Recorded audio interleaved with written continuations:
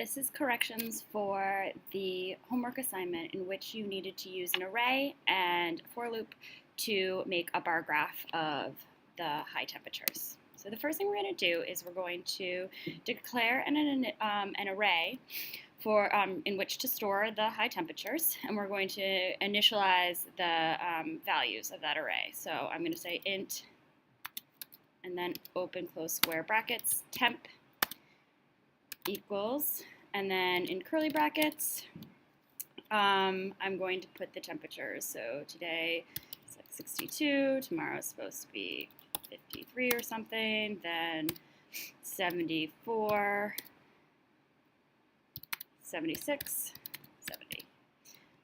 Put on a semicolon. So now there's no variable temp. There is variable temp 0, temp 1, temp 2, temp 3, and temp 4. We are going to next make the size for the output window, and you can use a background if you like. And then I'm going to make the lines for the bar graph. I'm going to use stroke weight just to make the lines a little heavier. And then I'm going to make a line from, say, 50/50 to 5400 for the y-axis, and a line from 5400 to 400, 400 for the x-axis. And now I'm going to place those, use the values of the temperatures to make the rectangles for the bars.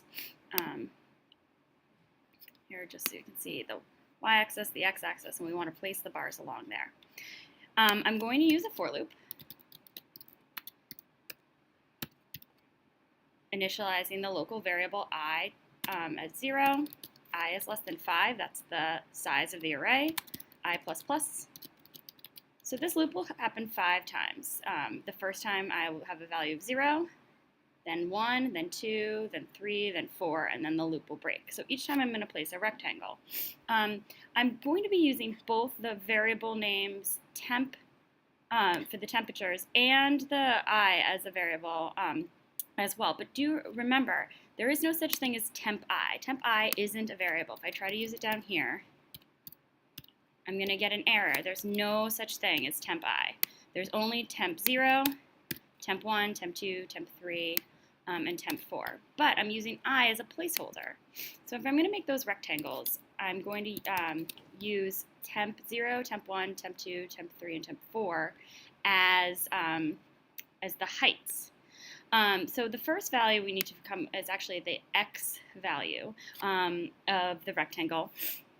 So we want to space them out a little bit. So we're going to use just the variable I, not temp I, but I, to space them out.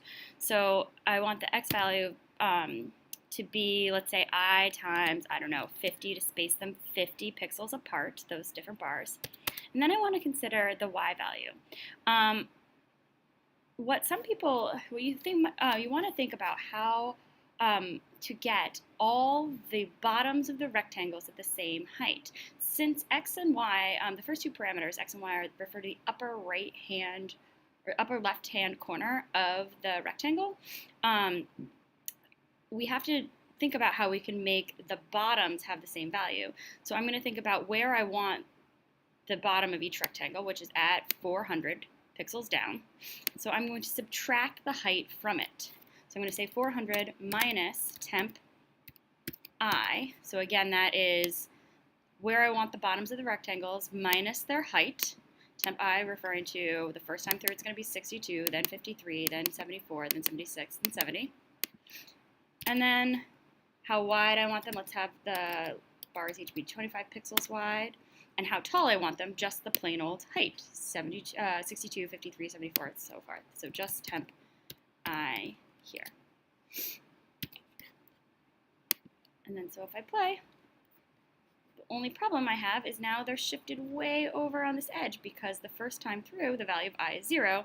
0 times 50 is still 0. So I want to shift them all over a little bit. And to do that, I would have to add on here. So since the y-axis is at 50, if I add on maybe 60, I've got it 10 pixels over. And you've got the bars placed.